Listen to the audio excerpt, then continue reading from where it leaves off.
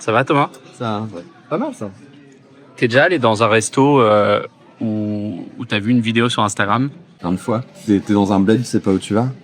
Tu regardes sur TikTok ce qu'il y a autour. Et après, en général, tu cherches sur la file d'attente et tu te dis, là, je peux faire des belles photos. Et tu sais prendre un plat en photo? Non, mais je sais pas prendre de photos et je sais pas prendre de plat non plus. Donc, Attends, je vais essayer avec mon téléphone là. Qu'est-ce qu'il faut faire? Faire un travelling? Non, faut pas être trop près, faut être trop loin. Vas-y, prends en photo, tu m'enverras. Est-ce que c'est Instagram? On va dire, on va lui demander si c'est. Est-ce que c'est bien Insta? Comment il sait ça lui? Donc on reçoit Alexis Thibault. Il s'appelle Le Pari d'Alexis sur Instagram et il est, je sais pas ce qu'on dit, influenceur food. ouais, resto. C'est lui qui va faire comme le Guizy Team, comme d'autres gens qui sont dans cette niche. C'est des gens qui vont conseiller des restos avec un petit côté storytelling au début. Notamment, par exemple, ce chef là, il a pas voulu que je le vive parce qu'en fait, pour lui, c'est de la bouffe qui prime. Il y a toujours une histoire, t'es embarqué. À la fin, t'as envie d'être pote avec Josiane qui tient le resto depuis 50 ans, quoi. Qu'est-ce que tu veux lui demander? Déjà, j'aimerais sortir. Comment on prend des plats en photo? Non, la question qui se pose, c'est est-ce que on n'en fait pas trop avec ces trucs-là? Est-ce que quand tu vas dans un resto, parce que tu l'as vu sur Insta, à quel moment est-ce que tu te fais avoir? À quel moment est-ce que c'est juste? Et puis, est-ce que c'est pas en train de pousser les restos aussi à se dire que je vais changer ma stratégie pour faire juste des jolies assiettes? Et ce qu'il y a dans ce fond? Ah bah vas-y, allez, on se retrouve dans le studio. Et je vous conseille ce resto qui s'appelle le Kibélé, qui est très bon. Mais peut-être que nos photos donnent pas envie. Il faut que tu présentes le gars d'abord. Tu dises, Ah merde, je vais travailler là-dessus. Qu'est-ce que tu penses de ça, du coup? C'est la photo que j'ai prise. Alors, on dira pas le nom du restaurant tant que tu dis que c'est pas bon, ça a pas l'air bon. Vas-y, décris la photo. Si, ça a l'air bon, honnêtement. Qu'est-ce que t'en penses? Ça donne envie un peu ou... Est-ce que c'est bien fait? Deux espèces de choses sur le côté là, parallèle. Donc non, Des la skis. photo. Alors après, c'est une photo perso que tu envoies à ta tata, quoi. Tu vas pas la publier. Eh ben, c'est une insulte. C'est pas grave. Non, mais voilà. J'entends la critique. C'est regarde et maman où je suis. je ne le prends pas personnellement. Soit je gagne, soit j'apprends, hein, comme on dit dans le proverbe. Donc passer cette humiliation. On la publiera. Peut-être, voilà, on publiera. et on Bien mettra sûr. le resto. Très bon On restaurant. demandera peut-être un avis. Cela dit, constructif il y a un vrai retour en force du moche en ce moment sur Insta. Non mais Mais je me disais déjà que les gens me disaient plus souvent bonjour. non, mais c'est des photos un peu dégueu, prises avec sans travail. Non mais c'est vrai, hein, le retour des carousels amène avec lui un retour de la photo simple. Spontané. Voilà, du spontané, on va Ouais. dire ça, pardon. Donc, Pas du moche, du spontané. C'est ce que je dis moi quand on dit t'es moche. Non, je suis spontané. Spontané. Et donc, peut-être que la photo est un peu avant-gardiste. T'es peut-être C'est trop ça. en avance sur le temps. C'est Mais un peu c'est trop ça. moche pour. Parce que comme nous on bosse dans les réseaux sociaux, on est vachement à l'affût des derniers de l'avant-garde. Mais quoi. bien sûr, Bref, je comprends. On est quelque part au-dessus. Ça va cartonner en 2030. Alors, déjà pour mieux te connaître, j'ai une théorie qui dit que. Oula. Attends, je l'ai pas encore la théorie. Je l'ai Ah. notée. Non. J'ai une théorie qui dit dis-moi comment tu utilises une application et je saurai qui tu es vraiment. Donc tu vas tirer une petite boule. Chaque petite boule est une application et je vais te poser une question sur cette application. Oh là là. Ça marche pas? Si, là, regarde. Si, voilà. Déjà, sache que j'adore le bingo. Donc là, déjà, tu me fais très plaisir. Particulièrement les bingo drag queen. Une passion. Bah écoute, je suis pas encore drag queen, mais peut-être que la prochaine fois, si tu reviens, j'essaierai j'aimerais de... bien. J'avais une perruque à la base. 83. 83. Google Maps. Voilà, quelle application? J'imagine que ton Google Maps doit être chargé de restaurants. Est-ce que tu as déjà mis 0 étoile à un restaurant? Quel est ton rapport aux étoiles, globalement? Quel est ton rapport à la note? Putain, c'est vrai que en fait, je mets très rarement des notes Google. Ok, mais ça marche aussi vraiment sur Uber Eats, Deliveroo. Est-ce que tu mets 0 étoile parfois? Non, franchement, je suis un peu dans la même logique que ce que je fais sur mon compte, c'est-à-dire que j'aime pas défoncer des restos.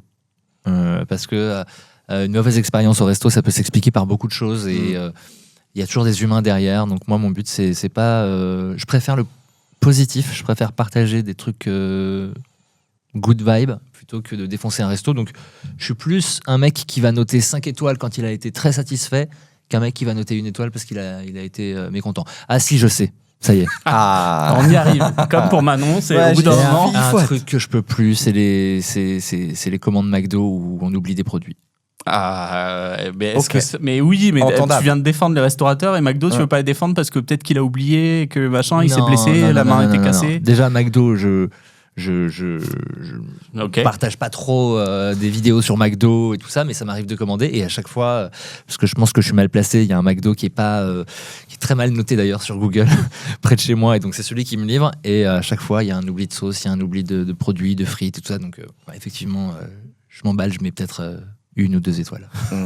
Au McDo ou au livreur? Ah non, pas au livreur. au McDo. Non, non, Au McDo. McDo. Ah, je mets jamais 1 étoile à des livreurs. Impossible. Et genre, descendre de chez toi, aller au McDo en marchant, c'est pas un truc qui. Et vérifier sur site. Et Alors, vérifier. Non, c'est Non. vrai. C'est vrai que le McDo, j'y vais pas de mon plein gré.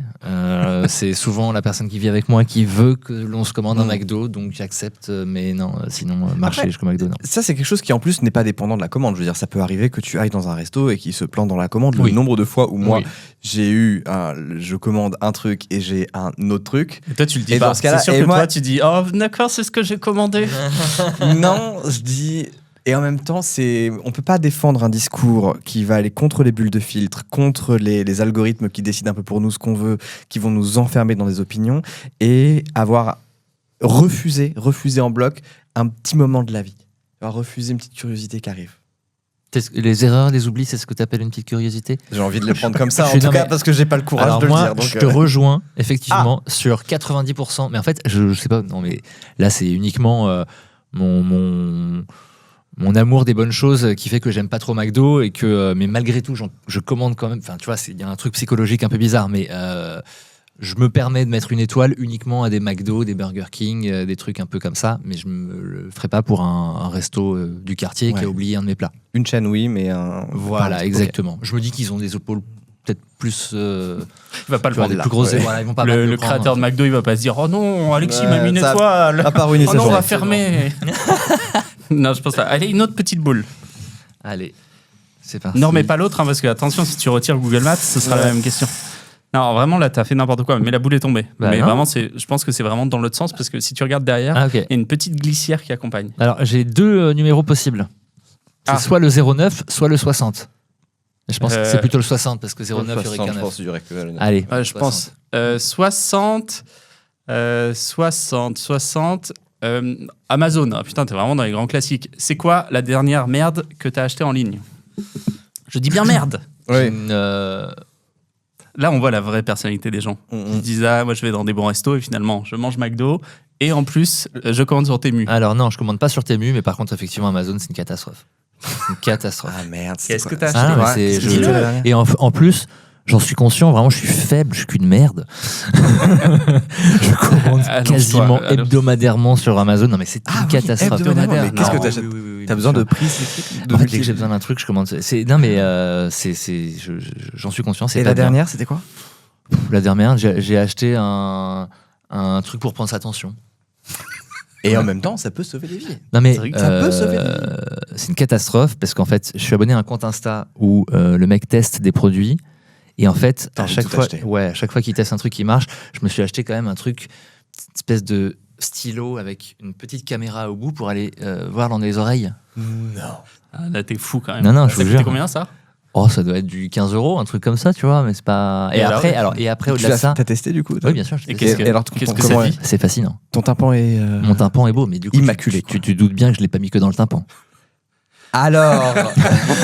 Est-ce que ça peut. Non, Non. tes narines. Mes narines, la bouche, tu vois, tu Ok, peux j'allais- aller voir en fait des endroits que tu ne peux pas voir à l'œil nu, ça c'est facile. Ok, j'allais demander comment allait ton transit, mais c'était Non, non, pas trop- je vais pas aller jusque-là, parce qu'il faut quand même qu'il y ait une ouverture, tu vois, pour Oui, que ça bien puisse sûr, passer, bien sûr. voilà. Faut pas que ça soit dans l'obscurité Mais tu me le totale. vends plutôt bien. Faut une source de Mais lumière. une petite lampe?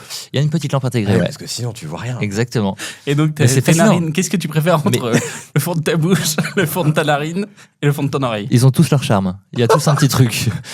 Il y a- Tu vois le cerveau dans le nez ou c'est faux? Non, Ça dépend de la puissance de la lumière. Je pense que si t'achètes le stylo à 30 balles, c'est là, possible. t'as un pointeur laser qui va avec. Et t'avais pas peur de perdre la caméra? Genre, elle s'arrache? Ah non, non, non, mais c'est bien fait, attends.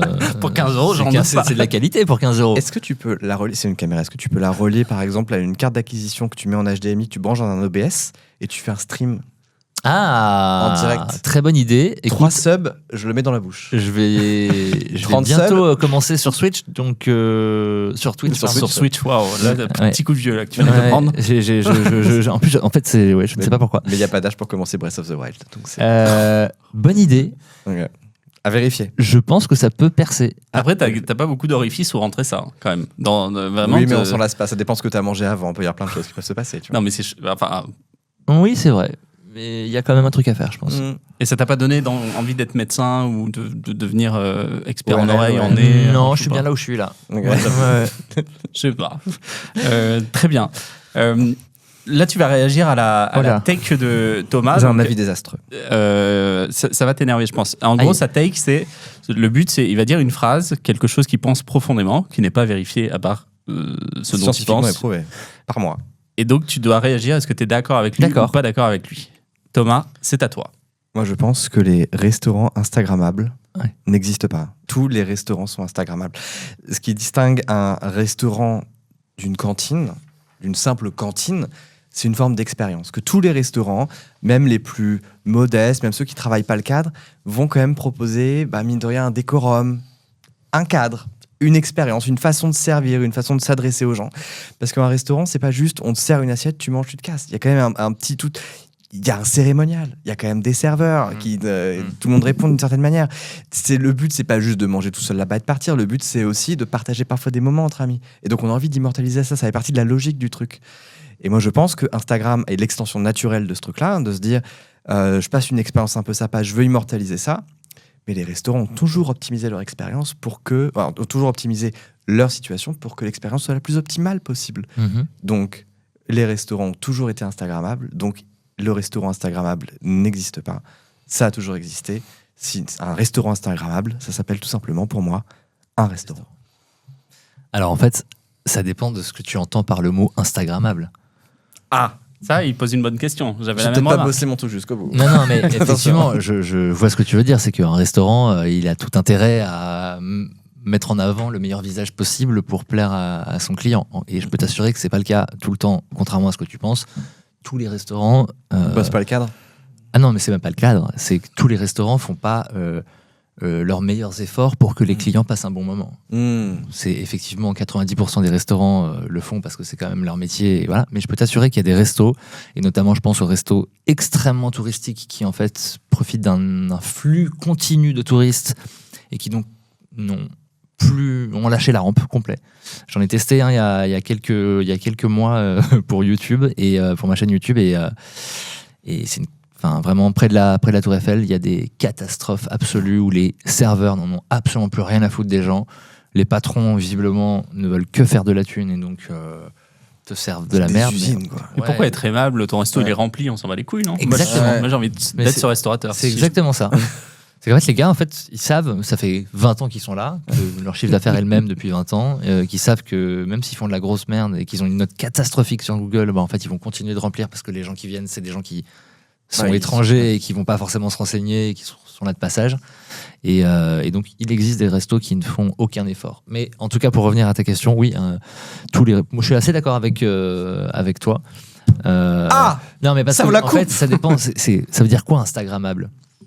Instagrammable, c'est quoi? C'est qui mérite d'être mis en avant sur Instagram ou qui fait en sorte d'être mis en avant sur Instagram? Bah oui, tous les restos font ce qu'ils peuvent pour plaire aux clients. Donc, mais en fait, moi, ce que j'entends par le mot Instagrammable et ce que je pense la majorité des gens entendent quand ils entendent Instagrammable, c'est des restaurants qui, comment dire, vont mettre un peu en avant quelque chose un peu fake, un peu insincère, juste pour paraître joli et visuellement avoir un impact fort sur des photos. Ouais. Parce que moi, je suis allé à 7. Il y avait plein de restos. Alors, tous les restos sont pour un peu à 7. Et je me dis, oh, lui, il a l'air joli. Et en effet, il Ouais, était un ouais. peu joli. Bel typo, tu vois. Je me dis, oh, il a fait. Et c'était affreusement dégueulasse. Mais dégueulasse. Dégueulasse. J'aimerais bien retrouver son nom pour le citer parce que c'était vraiment affreux. Il y a quelque chose qui caractérise pour moi ce côté Instagrammable qui peut être effectivement un défaut, c'est la folie des devantures fleuries des restos. Parlons-en. Oh, j'adore, moi. Faisons une petite parenthèse. Cassons le conducteur, parlons-en. Bah, moi, j'en Est-ce peux que tu plus. les as vus émerger? Parce que toi, tu as Bien commencé sûr. en quelle année? Bien sûr. Moi, j'ai commencé il y a 6-7 ans, Oui, c'est ça. 2019, 2018, 2019. Donc, Là, les devantures étaient encore relativement Normal. clairsemées. C'est Voilà. oui. Et là, Calcaire, quoi. oui, Du c'est ça. calcaire, du béton, enfin. Enfin, du grès, finalement. Et là, qu'est-ce qui se passe pour que la moindre brasserie autour de Montparnasse soit c'est pas littéralement un village fleuri à elle Ouais. toute seule? Bah oui, je pense parce que il y a eu 2-3 restos au début qui l'ont fait, et puis qu'il y a eu des gens qui ont copié. Il y a eu une sorte d'engouement, mais honnêtement, franchement, sur les 2-3 premières années, ça pouvait être sympa. Effectivement, il y avait un truc un peu différenciant, une petite forêt, un truc qui t'appelle, voilà. L'eucalyptus, quoi. Et là, j'en peux plus. Moi, en plus, ça vieillit très très mal. Ça prend la pluie, c'est une catastrophe. La plupart du temps, c'est du plastique, du tissu, c'est pas voilà. Donc non, là, je dis stop, arrêtez. On n'en veut plus. Non, vous êtes blasé. Et C'est mignon. je veux dire un truc, moi, Dis-le moi. tous les restos, je reçois énormément d'invitations tous les jours. Eh bien, désormais, Mais non aux fleurs. S'il y a la fleur devant, j'y vais pas. bah, exactement. C'est vrai. Oui. Oh, le pauvre, le mec, il a dépensé 10 000 balles en fleurs en plastique. Il dit, oh, il va être content, il va faire des belles photos. Mais non. Il lui envoie. Et non. Mais non, mais en plus, moi, ça c'est fait nos plusieurs fleurs. fois que je dis ça dans des vidéos aux restaurateurs. Arrêtez, ne faites pas ça. Maintenant, c'est contre-productif. Vous allez attirer les touristes parce que souvent c'est des restos hyper touristiques, c'est dans des zones très touristiques. Mais si vous voulez une clientèle vraiment de fidèles, de gens qui reviennent, des Parisiens, et faut plus faire ça. Oui, en fait, ça envoie le message de un peu attrape touriste. Exactement. C'est ça. Est-ce que, toi, dans tes abonnés, tu as des gens qui sont encore très très enthousiastes de ces façades? Est-ce que tu sens que. Est-ce que c'est est-ce que nous, effectivement, on est blasé parce que toi, c'est ton cœur de métier, tu vois ça souvent. Et puis moi, c'était vraiment au pied de mon taf à une époque. Ou est-ce que finalement, est-ce qu'on est aigri? Ou est-ce que c'est un sentiment qui est un peu partagé? Non, par l'ensemble des gens. c'est partagé. Globalement, et d'ailleurs, au-delà des fleurs, globalement, les gens sont de plus en plus méfiants sur le côté un peu artificiel que peuvent avoir des restaurants. Il y a un retour à l'authenticité, à la simplicité. Je pense que voilà, les restos très conceptualisés qui font plus sur l'atmosphère générale que dans l'assiette, c'est quelque chose qui est en train de passer un peu. Voilà. Comment t'as commencé? Les réseaux, ils sont arrivés, Facebook est arrivé en 2007. Toi, en 2007, tu voulais faire de la radio. Ouais. Finalement, 10 ans après, qu'est-ce qui te lance? Qu'est-ce qui te donne envie de te lancer en tant que, en fait, j'arrête la radio et j'ai envie de faire ça, j'ai envie de créer quelque chose comme ça? C'est assez simple la façon dont ça s'est passé. En gros, moi, je faisais de la radio, j'étais à France Bleu, anciennement France Bleu, puisque maintenant ça s'appelle Ici. Donc c'était France Bleu, j'étais chroniqueur dans la matinale de France Bleu Tu Paris. faisais quoi comme chronique?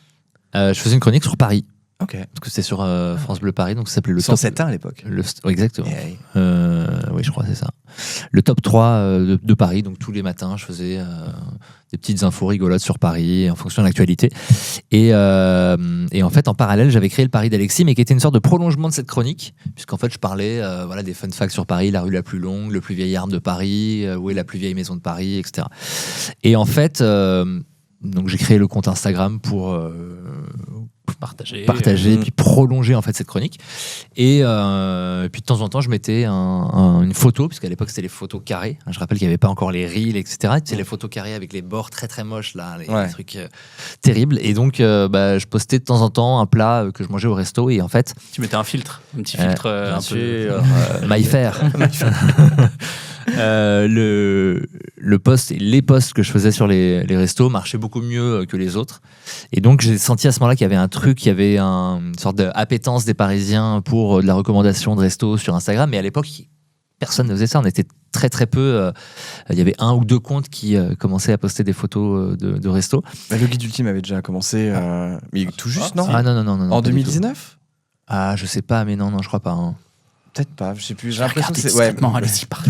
Mais non, mais il y en a. Enfin, oui, effectivement, vous étiez très très peu. Enfin, pour le coup, c'était pas un truc qui existait beaucoup. 2018, moi j'ai commencé pour être très précis. Et en fait, donc je faisais ça en parallèle de France Bleu. Petit à petit, la partie food a pris de plus en plus d'ampleur, et donc je continuais. J'avais la chronique le matin et un rythme qui est très particulier, la matinale. C'est l'enfer. Alors c'est le prime en radio, donc c'est un peu le Graal, mais par contre au niveau des horaires et de la vie sociale, c'est une catastrophe. Je me levais à 4h, je me couchais à 20h, donc c'était assez pesant. C'était la 3e année que je faisais de la matinale, parce que j'avais fait 2 ans de matinale à Voltage avant, une radio musicale à Paris, et Et donc, c'était physiquement compliqué. Et donc, j'en ai eu un peu marre. La matinale, du coup, n'a pas été renouvelée. Et donc, ils voulaient me caser ailleurs. Et en gros, ce qui s'est passé, c'est que moi, je leur ai dit, moi, j'aimerais bien développer le... Je suis désolé, je vais taper un peu sur Radio France, mais que j'aime beaucoup au demeurant. Disclaimer. Thomas, et nous non, ne sommes mais pas voilà. responsables. On n'est pas. Nous c'est ne pas sommes nous. pas C'est responsables. pas nous. C'est lui. Mais Hein en fait, Oui, c'est lui. je les remercierai jamais assez de ce qu'ils ont merci. fait. Merci. direction. Parce Surtout que en France fait, Bleu. je suis allé les voir. En gros, j'aurais dit, moi, j'aimerais bien qu'on développe un peu la partie vidéo. Je pense qu'il y a un gros retard à France Bleu. On a des invités, des people tous les jours. On les prend pas en vidéo. Faut faire des trucs. Faut aller sur les réseaux sociaux. Faut aller sur Instagram, sur TikTok, sur Facebook, etc. Faut créer des formats courts. Et donc, j'ai rendez-vous avec le directeur je crois, de la web ou de la vidéo de France Bleu. Je sais plus exactement son poste. Donc, je passe l'entretien et tout ça. Puis une semaine après, ils me disent, désolé, on va pas vous retenir. On pense que vous allez vous ennuyer. Ok. Et meilleure décision Putain, donc on le remercie. possible, Ouais. car grâce à ce refus, et donc du coup, je suis plus ou moins viré de Radio France. Et donc du coup, j'ai continué à développer mon compte, et c'est ce qui m'a permis d'en arriver là aujourd'hui. Donc merci France Bleu de cette porte claquée au nez. Et les premiers mois, j'imagine que tu étais un peu en panique quand Oui. tu t'es dit bon, allez, je me lance. Ouais, et le Covid qui arrive. Oui. Eh oui. Non, en fait, ce qui s'est passé, c'est que pour être très transparent, quand je suis parti de Radio France, j'étais sous le régime des intermittents du spectacle. Et du coup, le régime des intermittents, c'est un peu particulier. C'est-à-dire que, pour ceux qui ne connaissent pas, c'est pas comme le régime général où vous devez vite essayer de retrouver un boulot parce que, en fait, normalement, il y a des contrôles, etc. Le régime des intermittents, vous avez devant vous à peu près 8 mois ou 9 mois, je crois, d'indemnité. Et il faut tout simplement refaire un certain nombre d'heures avant la fin de cette période pour pouvoir avoir votre statut renouvelé. Et donc, moi, je me suis dit, tiens, je vais profiter de ces quelques mois pour développer mon compte et essayer peut-être, pourquoi pas, d'en faire quelque chose. Et quelques mois après, donc là, j'arrête France Bleu à août 2019. Donc, il y a à peu près 6 mois qui s'écoulent et Covid. le Premier ministre qui Confinement. annonce tous les restaurants ferment. D'abord, dans un premier temps, avant le confinement, c'était tous les restaurants ferment. Et là, moi, je me dis, merde, j'ai basé tout mon truc sur les restos, ils ferment, qu'est-ce que je vais devenir, quoi. Et en fait, je me suis adapté hyper vite à ce moment-là. En quelques jours, j'ai compris que je pouvais plus aller dans les restos, donc du coup, j'allais faire des vidéos sur les restos à emporter, les restos en livraison, les box aussi qui se démocratisaient beaucoup, les box, tu sais, de chocolat que tu reçois tous les mois, les box de bière, de vin, etc. Et donc, j'ai fait énormément de contenu pendant tout le confinement et j'ai explosé pendant le confinement. J'ai pris, je crois, 30 000 abonnés en un mois. C'est vraiment ce qui a été pour moi le déclencheur de tout. Je fais toujours attention quand je dis ça parce que, évidemment, ça a été un drame pour beaucoup de gens et voilà, il n'est pas question d'enjoliver cette période-là, mais pour moi, ça a vraiment été. Il y a eu un avant et un après, quoi. Parce que je crois que je suis passé de 10 000 à 50 000 abonnés en quelques mois. Donc, et puis, surtout, le Covid a été un accélérateur de prise de conscience pour les restaurants qu'il fallait absolument numériser et s'intéresser aux réseaux sociaux, s'intéresser à Internet. Il y a beaucoup de restaurants qui étaient très réfractaires à tout ça. Et en fait, là, du jour au lendemain, ils se sont rendus compte que pour communiquer, ils n'avaient pas d'autre choix que d'être sur les réseaux sociaux, que de faire appel aussi à des gens qui maîtrisaient un peu l'outil. Et donc, voilà, dans le monde de la restauration, et pour moi, il y a eu un avant et un après le Covid. Et voilà. Je sais pas si c'était le sens de ta question initiale, mais... Je sais plus, j'ai oublié, c'était tellement long. Je voudrais que tu racontes. Pardon, je rigole. Je veux pas que tu te sentes... je vais faire des réponses beaucoup plus courtes. Oui. Non. Je voudrais que tu me racontes comment ça se passe pour créer une vidéo du moment où tu démarches ou alors où tu vas chercher un resto ou le resto te démarche. Je sais pas comment ça fonctionne. Comment tu vas, comment t'écris, comment tu produis, comment tu montes, au bout de combien de temps tu diffuses. Voilà, toute ta chaîne de production.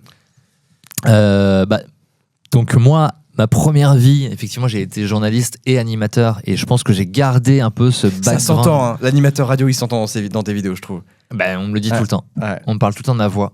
C'est trop bien. Donc oui, bien sûr, mais c'est pour ça que je dis que en fait ce passé, j'ai pas pu l'effacer d'un coup et Ça s'efface il pas. me- C'est il comme me- le vélo. Il me suit dans mes vidéos, que ça soit dans la façon de parler et aussi dans la façon de les construire. Et donc en fait, j'ai gardé un peu un process de journaliste C'est-à-dire que alors le resto, par exemple, m'invite ou je le contacte, etc., pour organiser un tournage.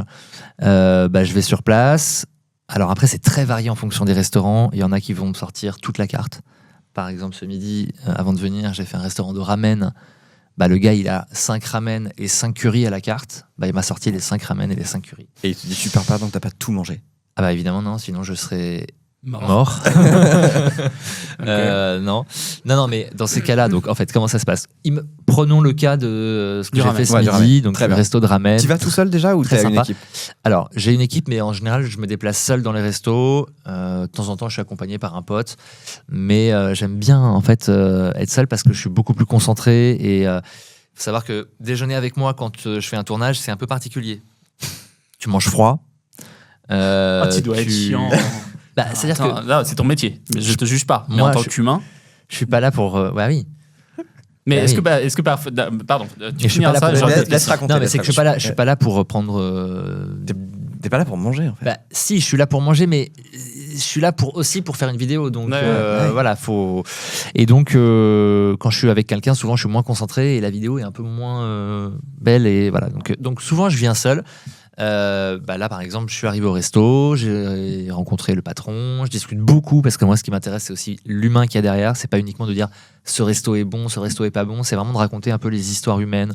Et donc là en l'occurrence le gars il est allé se former en Belgique avec un maître ramen pour apprendre vraiment à faire les ramen, etc. Il a créé un ramen au matcha, ce qui est un peu unique à Paris. Donc vraiment, je discute beaucoup avec lui pour connaître un peu son état d'esprit, sa façon de voir les choses.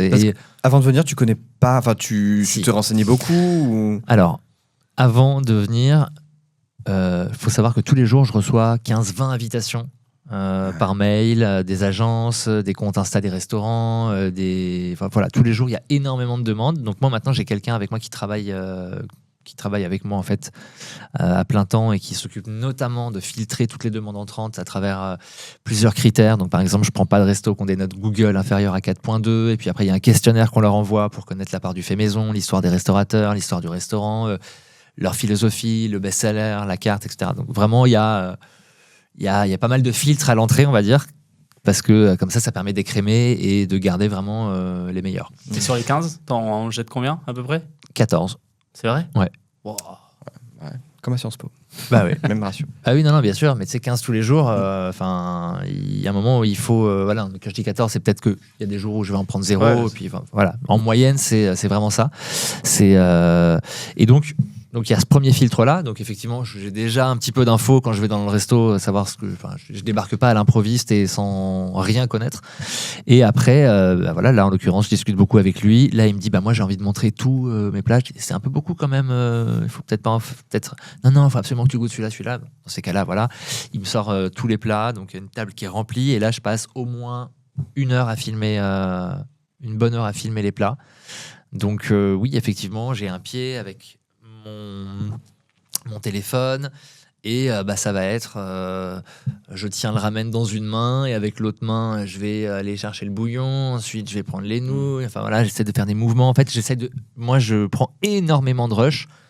On en revient à ce passé de journaliste, c'est-à-dire que moi je préfère avoir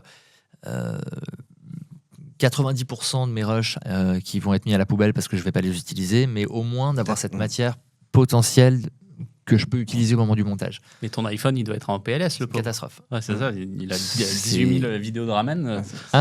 T'es très très loin du chiffre. Très très loin.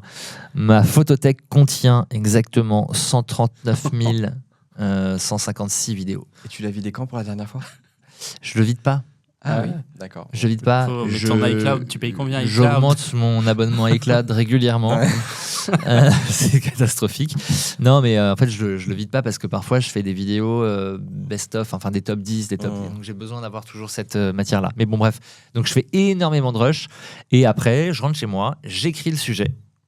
Donc, voilà, j'écris mon texte de ce que j'ai retenu, de ce qui me semble important, avec voilà, évidemment le hook, une façon d'alpaguer un peu les gens et de les garder attentifs.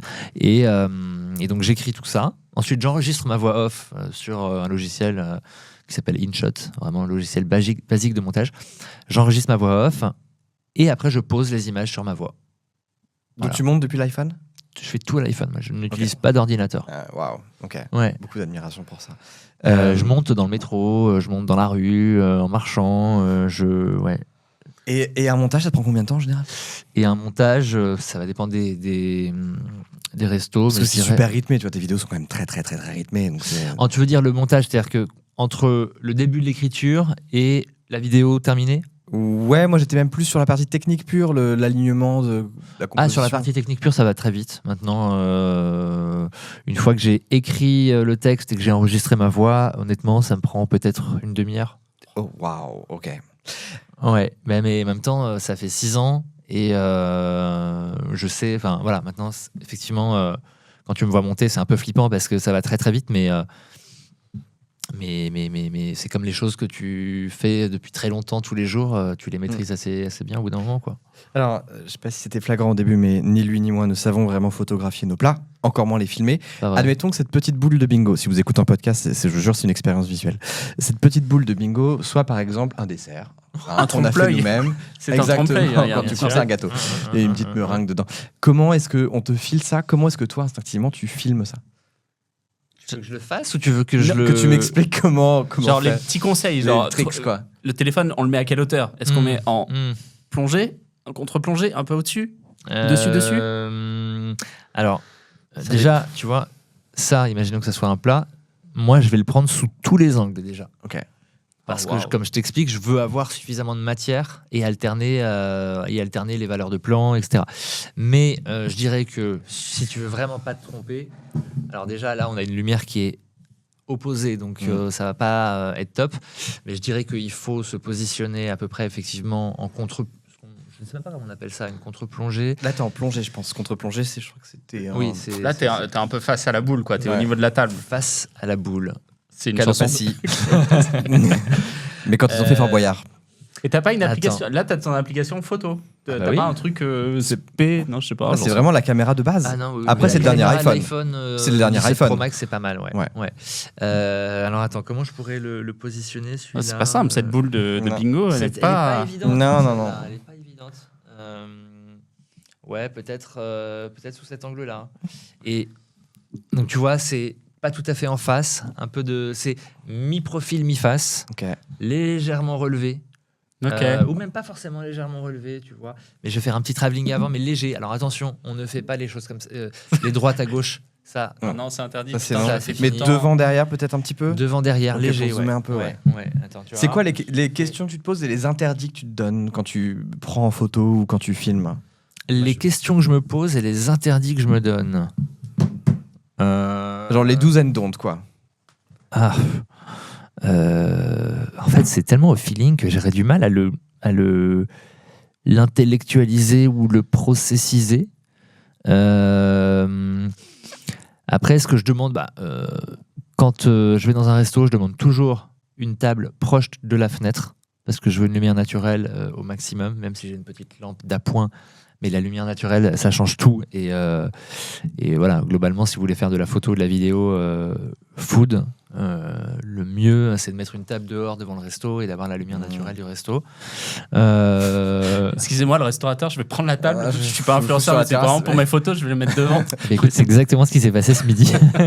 Donc, Non, c'est pas ça, mais en fait, j'étais à l'intérieur et le resto était assez sombre. Et le gars il y avait le gars qui s'occupe de la com du resto qui était là, qui me dit mais tu veux pas qu'on mette les tables dehors, ce sera mieux et tout, toute petite rue, vraiment avec pas de passage. pas beaucoup de passages. Bon, on a mis les tables dehors, on a fait chier tout le monde. Non, on n'a pas fait chier tout le monde, mais voilà, effectivement, la lumière n'a rien à voir et ça c'est très important. La lumière, c'est vraiment le truc le plus important. Après les do's and don'ts, j'ai pas vraiment de. En fait, pour moi, souvent quand on me demande si j'ai des conseils à donner à des créateurs de. Enfin, il y a pas mal de gens qui m'envoient des messages en mode j'aimerais bien faire ce que tu fais, est-ce que tu as des conseils, etc.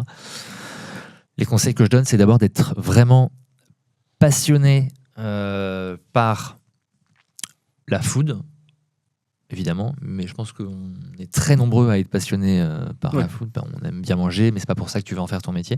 Mais surtout aimer les réseaux sociaux, comprendre les réseaux. Je dis pas être consommateur, hein, parce que moi je suis assez peu consommateur, mais par contre aimer comprendre comment ça marche, analyser tes statistiques, connaître les bons usages, les mauvais usages, enfin voilà, être toujours à l'affût. Moi, tu vois, je suis vraiment abonné au patron d'Insta, à tous les comptes d'actu, de l'algo et tout ça. J'aime bien, j'aime bien réfléchir à tout ça et surtout être passionné de montage. En tout cas, si vous le faites tout seul au début, vraiment aimer que ce soit pas une tare pour vous parce que c'est beaucoup, ça fait vraiment, c'est une grosse partie du taf. Donc aimer le montage, aimer écrire, aimer les gens, aimer raconter des histoires. Et aimer être à l'aise avec son téléphone, avec la vidéo, avec la photo. Et voilà. Avant de rentrer un peu dans le cœur des stats, moi, ce qui me fascine dans ces vidéos et dans tes vidéos vraiment en particulier, c'est la petite histoire qu'il y a au début. Alors, je me souviens de celle, je crois que tu as publié il n'y a pas très longtemps, où tu dis ce chef, il veut pas être filmé. Ouais. Et je vous raconte pourquoi. Et c'est ton hook, en fait. Ah oui. Déjà, est-ce que ça te vient à l'écriture après coup ou est-ce que tu l'as sur le moment? Parce que, mine de rien, tu as quand même une mise en scène, tu vois, tu le pointes du doigt à ce moment-là, tu le désignes. Ouais. Est-ce que tu te prépares à toutes les éventualités et tu sélectionnes ton hook après? Comment tu fais comment tu penses ton hook, ton accroche, ton histoire et ton storytelling? Effectivement, le hook, c'est hyper important. Le hook, c'est le début pour ceux qui. Oui, c'est l'accroche. Il y a des gens un peu qui sont pas experts. Ouais, c'est en gros, Insta te dit que les 3-4 premières secondes sont vraiment primordiales pour ta vidéo parce que c'est le temps de scroll, que les gens peuvent mettre à scroller à la prochaine vidéo.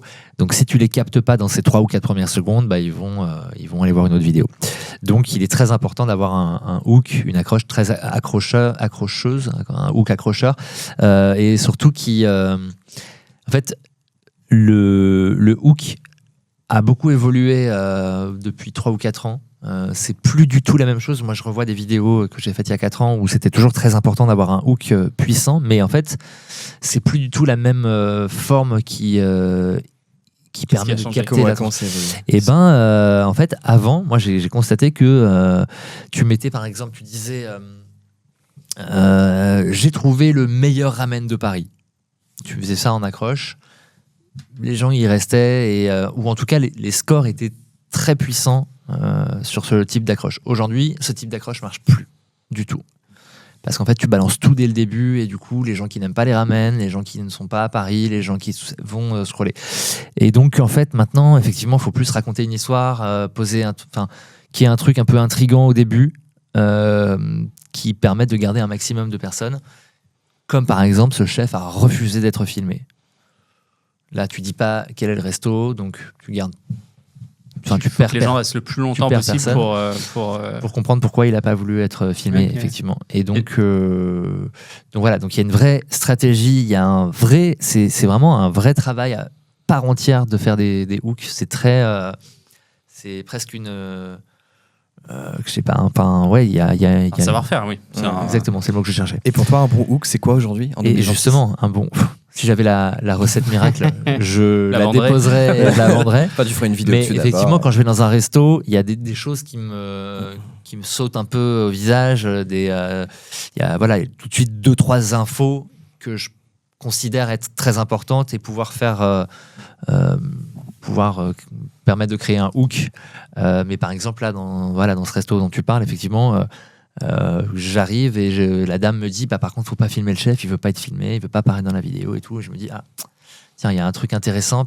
Si le repas est très très bon, ça sera intéressant parce que du coup, ça veut dire qu'il préfère qu'on se concentre sur le repas. Et en fait, c'est ça l'explication de pourquoi il veut pas être filmé que je dis après dans la vidéo, c'est ce chef a refusé d'être filmé. Parce que en fait, il considère que la star chez lui, c'est le poisson et c'est pas sa tête. Et facile, donc, comme dans La Petite Sirène. Alors que le mec a tué 5000 personnes, il est recherché dans le monde entier. Non, c'est que la star, c'est le poisson, pas de problème. C'est l'histoire qu'on écrit.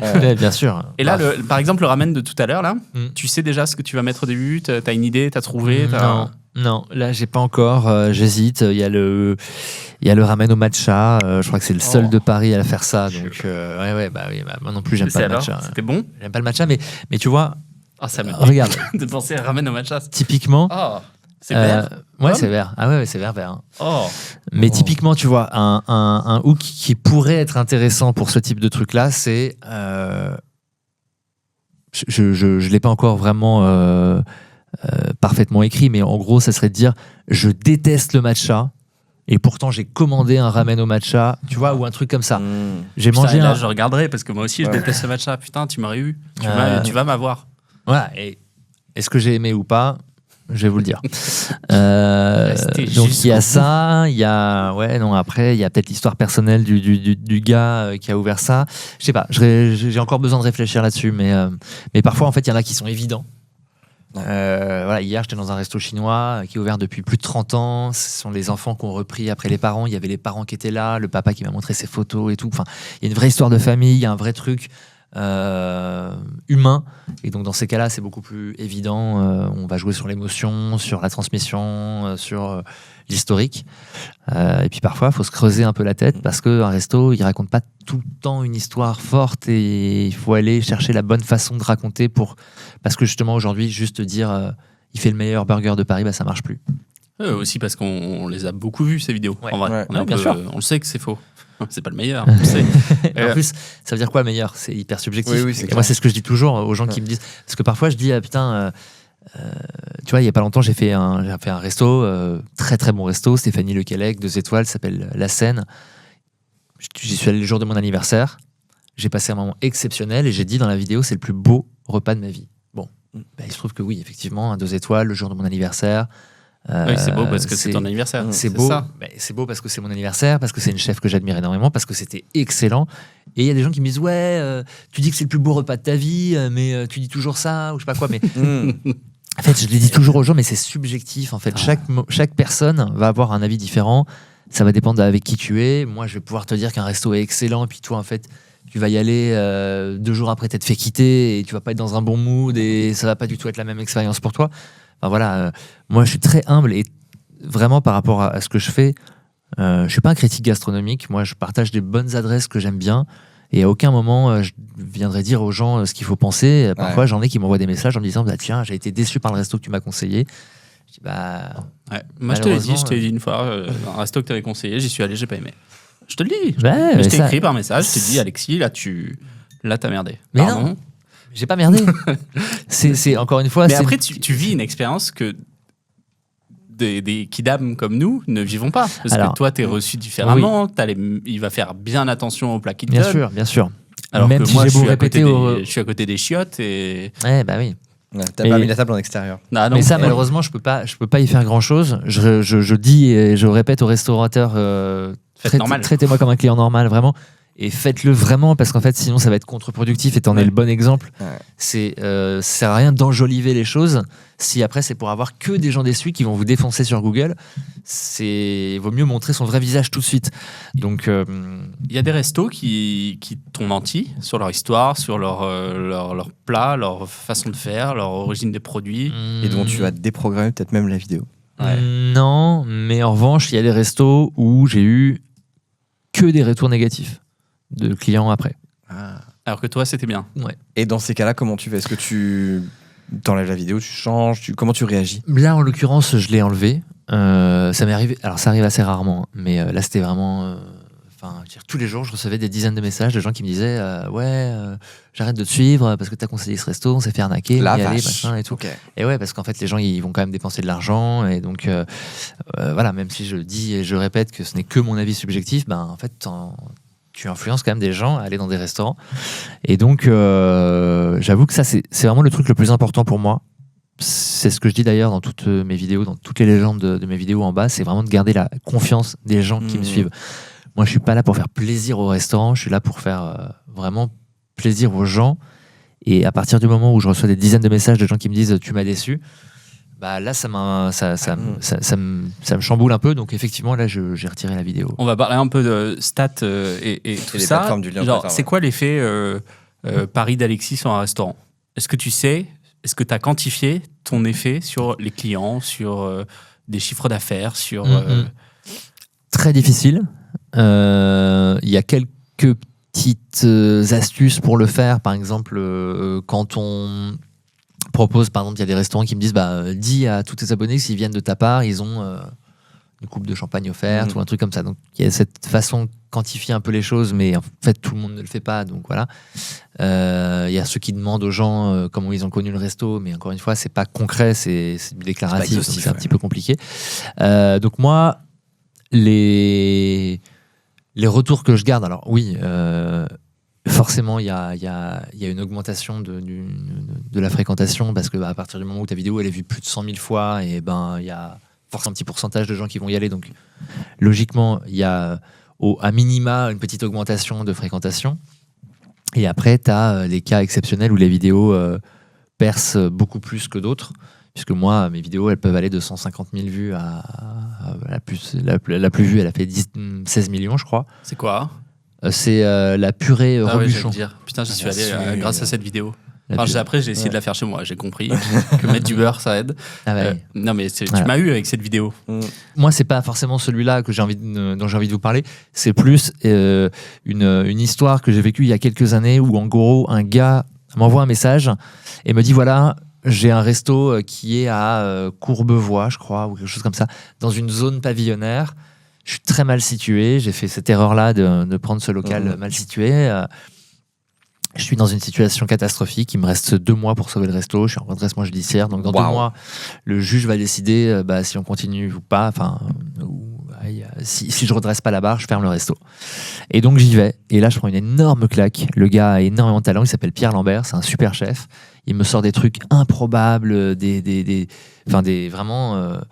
Une fondue de camembert au wasabi. Il me sert en dessert une sorte d'énormes barbe à papa à la poudre d'olive noire, enfin des trucs improbables mais extrêmement bons et vraiment un talent de dingue avec des prix hyper abordables. Et je me dis putain mais c'est une perle ce gars, c'est fou. Donc je fais la vidéo, je la poste un dimanche matin à 10h, à 13h elle passe le million, à 18h elle passe les 2 millions. La vache. Et le gars à 20h m'envoie un WhatsApp, une vidéo où il me montre son module de réservation et il scrolle comme ça, il dit regarde Alexis, on est complet jusqu'au passage chez le juge. On est complet pendant 2 mois, midi et soir. La vache. Et donc il me dit bon bah on a sauvé le resto, c'est bon. Et donc là en fait, Ciao. et donc là vraiment concrètement, alors ça n'arrive pas tous les jours, hein, Ouais. mais là effectivement entre le matin où tu postes la vidéo où tu te dis bon bah faut aider ce resto et le soir où en fait le gars te dit bah c'est bon, on a sauvé le resto, tu te dis waouh la puissance de frappe que ça peut avoir. Alors attention hein, c'est les gens qui ont Qui sont réservé, mobilisés. qui ont sauvé ce resto. C'est absolument pas moi qui ai sauvé le resto, c'est eux qui ont réservé, qui y sont allés. C'est le chef qui a fait un travail de fou. Mais là, tu as vraiment effectivement un truc un peu concret. Et je l'ai recroisé là il y a pas longtemps. Il est toujours dans son resto et ça marche super bien. Donc c'est fou. Avant de passer aux 3 dernières questions, parce qu'on s'y approche dangereusement, moi je voulais savoir, dans ton lien avec les plateformes, est-ce qu'il y a des choses que les plateformes t'interdisent ou se découragent de faire et que tu trouves idiot parce que ça servirait vachement tes vidéos Les plateformes de Insta, Facebook, tu veux dire Instagram, TikTok, YouTube. Alors vraiment pas. Des choses qui m'interdisent de faire, non, je vois pas. T'as des idées en tête? Non, c'était pour savoir si, par exemple, dans la façon dont les algorithmes évoluent aussi, tu vois, on parlait de l'évolution des hooks, Ouais. mais la façon dont les... Alors, moi, je suis pas politique, je suis pas dans le débat d'idées où je sais qu'il y a effectivement, par exemple, je vois des vidéos parfois avec des mots bipés. Je trouve ça assez étonnant. Moi, je ne bip pas de mots. Ramen et moins Carbonara, polémique, c'est bon. je t'avoue. Oui, non, mais bon. Non, mais c'est vrai. Donc, non, j'ai pas le sentiment d'être bridé du tout par. Après, il y a une. Enfin, il y a une pression que je me mets à moi-même, en fait. Hein. La vie de créateur de contenu, c'est pas non plus tout le temps tout rose et Tu vas voir et tes stats tous les jours? que positif. Ah oui. Tous les soirs avant de te coucher? Mais ça veut dire. Non, je sais pas. Et tu regardes quelle métrique quand tu regardes tes stats? À quoi tu fais alors, attention? en fait, quand je poste une vidéo, je vais regarder le nombre de vues assez rapidement, un quart d'heure après même, je pense. Et alors, c'est quoi un bon début? Un bon début, je dirais qu'un très bon début, c'est 1000 vues par minute. Sur Insta? Ouais. Ok. Donc en 15 minutes, 15 000 vues, c'est bien. Tu sens que ça va bien partir en fait. Après, en dessous de 7000 vues en 15 minutes, ça va pas être foufou. Et entre ces deux zones-là, ça va être correct. Voilà. Ok. Mais oui, non, les stats, effectivement, c'est peut-être pour moi le pendant un peu négatif des réseaux sociaux. C'est, même si j'essaie beaucoup de m'en défaire et que je suis beaucoup moins accro qu'avant, mais c'est quand même cette pression des chiffres. Moi, je suis quelqu'un d'assez angoissé par nature. J'ai toujours peur que ça s'arrête demain parce que je considère que je vis une vie exceptionnelle, extrêmement privilégiée, que je fais ce que j'aime, que je me lève le matin et que je kiffe. Et que ça, c'est quelque chose que je connais vraiment que depuis que je fais ça. J'ai pas envie de le perdre et donc je suis assez angoissé que ça s'arrête. Et effectivement, il y a cette petite pression des chiffres et que dès qu'il y a une vidéo qui marche un peu moins bien, ça me pèse un peu sur le moral. Je travaille beaucoup là-dessus. J'essaye de prendre du recul et de me dire bon, bah, ça va, maintenant en tout cumulé, tu as plus d'1 million 600 000 abonnés. Ça va pas s'arrêter demain matin d'un coup. Mais Bon, si, tu sais. Une plateforme peut dire allez, ciao, merci pour tes vidéos. Bah, tu sais, un jour, j'ai ouvert Instagram un matin et là, je vois votre compte a été temporairement suspendu. Ah là là. Et là, en fait, ça c'est il y a un bout de temps, à l'époque où j'étais que sur Insta et où je me suis rendu compte qu'en fait, j'étais beaucoup trop dépendant d'une seule plateforme et que c'était une catastrophe et que la plateforme pouvait avoir droit de vie ou de mort sur ma vie professionnelle du jour au lendemain. Heureusement, c'était qu'un petit bug et que j'ai débloqué par un code SMS, mais c'est ce jour-là où je me suis dit, bon, bah, en fait, tu vas aller aussi sur TikTok, tu vas aller sur Snapchat, tu vas aller sur YouTube, tu vas pas mettre tous tes œufs dans le même panier parce que faut pas être dépendant de quelqu'un ou de quelque chose pour gagner ta vie, quoi. Les 3 dernières questions, Thomas. C'est qui le dernier influenceur qui t'a influencé? Ah, bah si, je sais.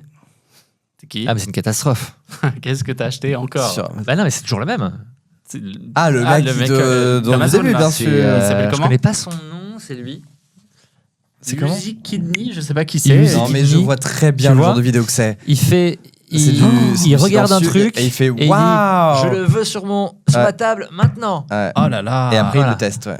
Et hop, il le teste et il valide ou pas les produits. Putain, je vais acheter ça, ce Ouais, bien sûr. buffet-là. Voilà, mais tu vois, ça c'est ma vie. Ça c'est ma vie. Évidemment. Regarde Évidemment. le petit. Ça marche tout. Ah, Ah, voilà. ah ouais, non, Ça, un peu c'est décevant. foireux. Donc C'est- ça c'est une catastrophe. C'est quoi le moment le plus inopportun pendant lequel t'as scrollé?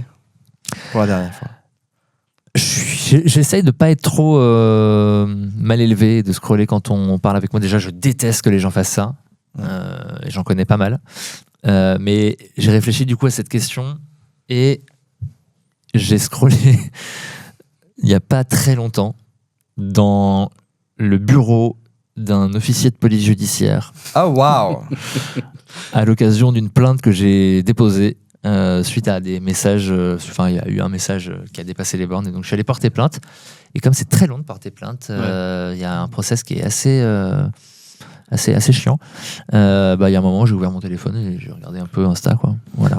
Dans 24 heures, Internet disparaît. Comment tu occupes tes dernières 24 heures d'Internet? Je suis déjà assez triste parce que je suis pas du tout quelqu'un qui va te répondre super, on va enfin pouvoir sociabiliser, on va se revoir et tout, ce que moi j'adore. Moi, je considère pas du tout que c'était mieux avant et je pense que Internet a apporté énormément de bonnes choses, des choses négatives, mais pour moi, voilà, 90% de la vie est mieux aujourd'hui qu'il y a 20 ans. Donc je suis pas du tout un passéiste, etc. Donc je serais très triste. Et comment je les occupe? Je pense que je télécharge un maximum de choses sur mon disque pour les garder hors ligne et de pouvoir les utiliser le plus longtemps possible. Je pense que je télécharge toute la plateforme Netflix, tout HBO, tout Amazon, et voilà. Ça tient sur une carte SD. Après, tu peux regarder tes vidéos de ramen. Ouais, là, T'en t'en as as assez pour tenir au moins. Ouais, mais c'est pas hyper 7 divertissant. L'intrigue est pas ouf. Ah, mais travaille le hook de tes vaches. Une dernière question bonus, peut-être? La dernière question bonus, et c'est la dernière question. Alexis, Oui. peux-tu me conseiller ton dernier coup de cœur de restaurant? Ouais, bien sûr. Kushikatsu bon. Kushikatsu bon. C'est une vidéo que je n'ai pas encore publiée. Putain, faut On qu'on a la sorte. primeur. Peut-être qu'au moment de la publication du podcast, elle sera déjà publiée. Ouais, t'en fais pas, on le publie là ce soir. Kushikatsu 16h30. bon, c'est le seul resto de Kushikatsu à Paris. C'est frit à la minute devant toi. C'est un resto qui n'est que un grand comptoir. Tu vois le chef travailler. C'est un chef qui est solaire, qui est exceptionnellement gentil, drôle, qui est très touchant. Et tu as un menu en 10 temps, des petits plats très délicats, très jolis. pas outrancier dans les goûts, pas de fromage partout qui coule, tout ça, c'est le produit brut, un peu d'assaisonnement, c'est magnifique. Bah, je réserve avant Ouais. que la vidéo sorte, parce Ouais. qu'après on pourra plus y aller. Merci. Avec plaisir, c'était un plaisir d'être là. Bah, plaisir partagé. Bravo pour tes vidéos. Et j'embarque cette petite boule. Non, Ah, mais c'est un dessert. J'aime trop. c'était un trompe-l'œil. Merci beaucoup. Salut. Salut.